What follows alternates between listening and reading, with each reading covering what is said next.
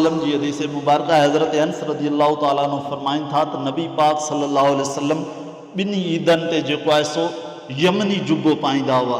जुबो पाइण बि सुन्नत आहे, नवां कपिड़ा पाइण बि सुन्नत आहे, ऐं अगरि धोतल कपिड़ा पाइण उहो बि सुन्नत आहे। जेको आहे सो नों लाइण सुन्नत आहे, मिसवाक करणु सुन्नत आहे। जेको आहे सो नबी पाक हज़रत अब्दुल्ला बिन मसूद खां रिवायत आहे हुज़ूर सल्लल्लाहु अलैहि वसल्लम जेॾीमहिल ईदगाह ॾांहुं ईंदा हुआ त तकबीरूं चवंदा हुआ, अल्लाहु अकबर ला इलाहा इल्लल्लाहु अल्लाहु अकबर वलिल्लाहिल हम्द। हिकिड़े रस्ते खां ईंदा हुआ, ॿिए रस्ते खां वेंदा हुआ। ईद उल फितर ते आहिस्ता तकबीरूं पढ़ंदा हुआ ऐं ईद उल अज़हा ते वॾे आवाज़ सां तकबीरूं पढ़ंदा हुआ। साहबनि पुछा कयो या रसूल अल्लाह, हीअ ॿिनि रस्तनि जो छा मामिलो आहे? हुज़ूर फरमायो त इहे ॿई रस्ता क़यामत जे ॾींहुं तव्हांजा गवाह हूंदा। त अहिड़े तरीक़े सां ऐं हुज़ूर सल्लल्लाहु अलैहि वसल्लम ईदगाह में सभ खां अव्वल में वेंदा हुआ। इहा ईदगाह में पहिरियां अचण बि सुन्नत आहे। कहिड़ो टाइम मुक़ररु करणु?